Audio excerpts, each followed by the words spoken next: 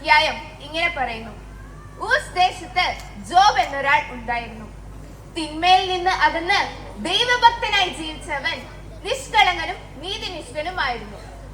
അവന് 7 പുത്രന്മാരും 3 പുത്രിമാരും ഉണ്ടായിരുന്നു. പൗരസ്ത്യ ദേശത്തെ ഏറ്റവും വലിയ സമ്പന്നനായിരുന്നു ജോബ്. നീതിമാനായ ജോബിനെ പരീക്ഷിക്കുവാൻ ദൈവം സാത്താനെ അനുവദിക്കുന്ന ഒരു രംഗമാണ് ഞാൻ നിങ്ങൾക്കായി അവതരിപ്പിക്കുന്നത്.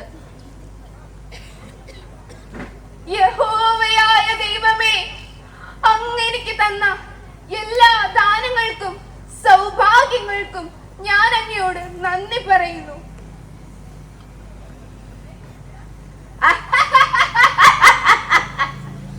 ഇവൻ ജോബ്, ദൈവത്തിന്റെ പ്രിയപ്പെട്ട ദാസൻ. ഇവനെ ഞാൻ എന്റെ ദാസനാക്കും.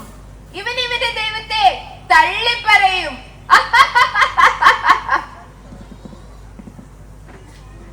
ദൈവമേ, എന്റെ ശരീരത്തിന് എന്ത് പറ്റി? എനിക്ക് സഹിക്കാൻ പറ്റുന്നില്ല. എന്റെ ശരീരം മുഴുവൻ മുറിവുകളാണ്. എനിക്ക് സഹിക്കാൻ പറ്റുന്നില്ല. എന്നെ സഹായിക്കണമേ. എന്റെ പ്രാർത്ഥന ചെവികൊള്ളണമേ. എനിക്ക് സഹിക്കാൻ പറ്റുന്നില്ല.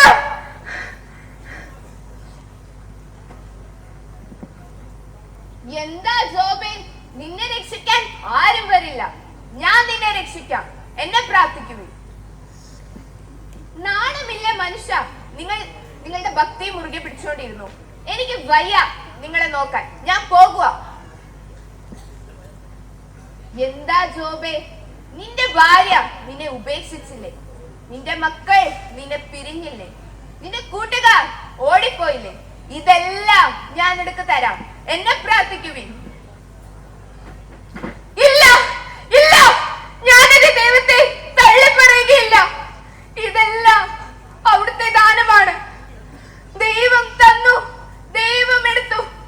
ദൈവത്തിന്റെ നാമം മഹത്വപ്പെടട്ടെ. എന്റെ ശരീരം പഴയതുപോലെ ആയിരിക്കുന്നു. എനിക്കെല്ലാം തിരികെ കിട്ടിയിരിക്കുന്നു. യഹോവയ്ക്ക് 1000 നന്ദി. അങ്ങനെ പ്രിയപ്പെട്ടവരെ, നമുക്കും പഴയ നിയമത്തിലെ ജോബിനെ പോലെ പ്രാർത്ഥിക്കാം. ദൈവം തന്നു, ദൈവം എടുത്തു. ദൈവത്തിന്റെ നാമം മഹത്വപ്പെടട്ടെ. നന്ദി. നീതിമാനായ ജോബിന്റെ പരീക്ഷണത്തിൽ